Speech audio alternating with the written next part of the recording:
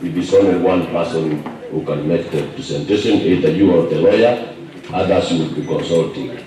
I think you are honest yourself. God, to we, breach of public trust, failing to carry out the duties of his.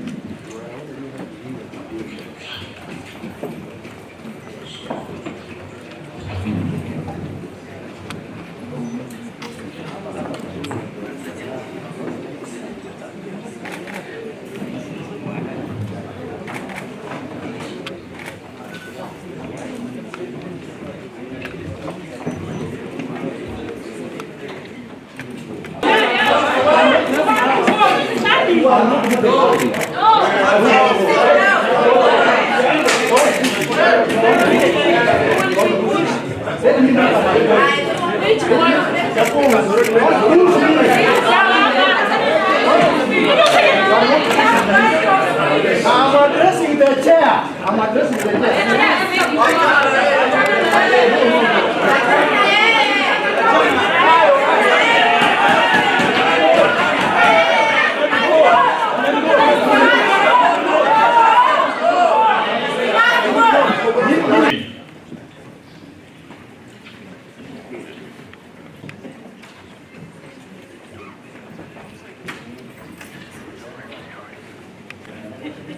Ayema Paul Okongo.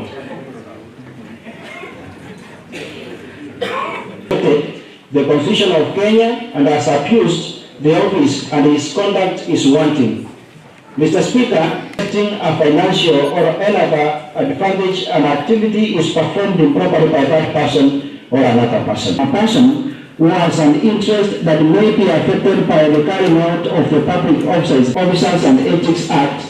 Mr. Speaker, that provides that a public officer shall not... Alongside the standing orders, this House has the power to either impeach the governor or the deputy. Here the deputy governor in silence. Motion for the removal from office of the deputy governor of Kisii. Members, as you are aware, last week on 21st, Attend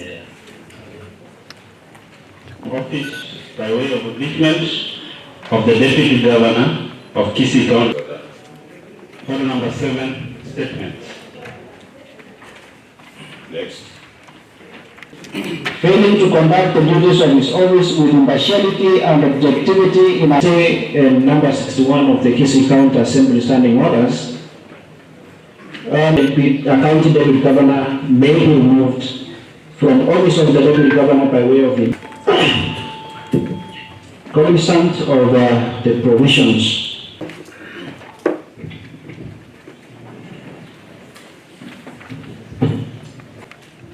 Deputy Governor may get what was the content of that. Respondent, because when he moved the motion, honorable members, therefore, honorable members, pursuant to standing order number 29, we can now issue the public participation exercise was concluded and the Kisii Monda by way of impeachment to allow public pursuant to standing order number 60, subsections 7. I now declare that the Deputy Governor of Kisii County Government, His Excellency Honorable Dr. Robert Monda, has been removed from office by the Kisii County Assembly by way of impeachment. Honorable members, given the fact that the 2/3 threshold is for 7 members, and the yes has got 53. Therefore, this meets the threshold of removing the DG by way of impeachment. I'm really surprised. It would seem like what the voting pattern that eventually occurred after arguments, discussions, presentations for over 7 hours ended up being what exactly would seem to have been the likely event that would have happened within the first 10 minutes of the process. Being that it would seem everybody came with a fixed mind, especially on the other side. Where we come from is to say that there were very serious legal defects in the motion. It was moved out of time. The format requiring details to be supplied at the time of moving the motion was not available. The allegations being that the issues were in the hands of the police and the EACC, and that we should have awaited their investigations before bringing the issue to the assembly. All those were ignored. So I'm most surprised that my colleagues were mobilized 53 number to actually vote, to come in and vote in favor of impeachment of the Deputy Governor. But that notwithstanding, we have experienced that there were quite a number of errors, and omissions and commissions that were committed in the process of transacting this very particular motion. We have addressed ourselves on the floor of the House. You already have the clips, what we have addressed ourselves. But it appears that this motion was already predetermined. The direction which it was going to take, it was already known. And that is why you actually realize that even the Deputy Governor, it is only today he had an opportunity to appear before the County Assembly. And by the time the discussion of this motion started in the morning, even is part of... We have just come from celebrating the death of democracy. But fortunately, there is a second resurrection, and we know democracy is going to resurrect in the Senate. It has been unfortunate, very, very unfortunate, that despite tabling of very clear evidences that could be backed up, and cross-examination of the same, we have opted to go for what the size of our pocket is and not what our mind and conscience is telling us.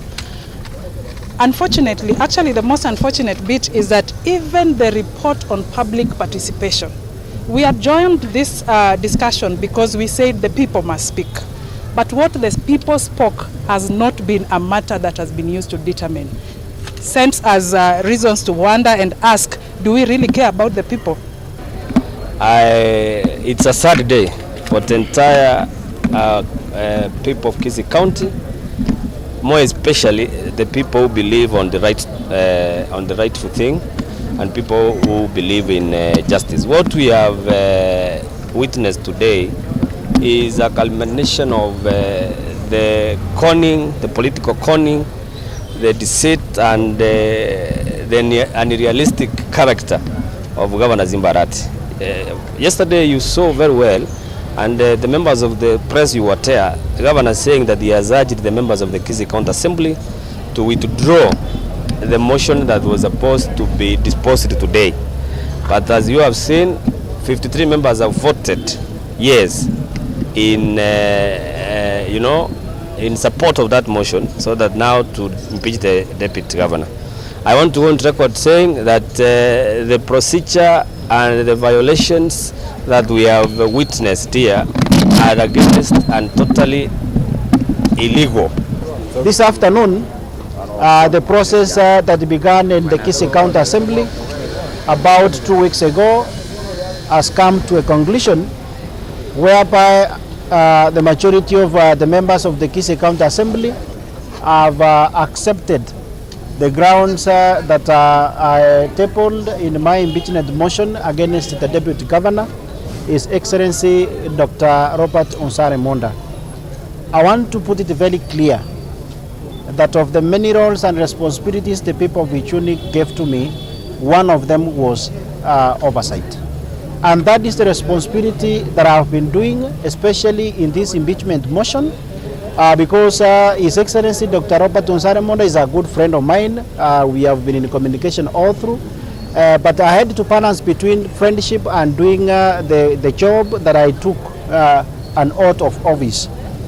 I had a challenge to either stand with this young man by the name Dennis Mukaya, a jobless youth who had to sell down a few of the things that he had, with the hope of securing a job which he had been promised by the Deputy Governor Robert Monda of a commercial manager, whereby he had assured the family of Dennis that he will influence the process so that at the end of the day, one Dennis Mukaya gets the job. I took the responsibility of moving this motion, defending it in the floor of the House, not simply because of just Dennis Mukaya, but because of the many jobless youths outside there who fought for us, not only us as the member of the County Assembly, but also in the other leaders in other cadres of leadership.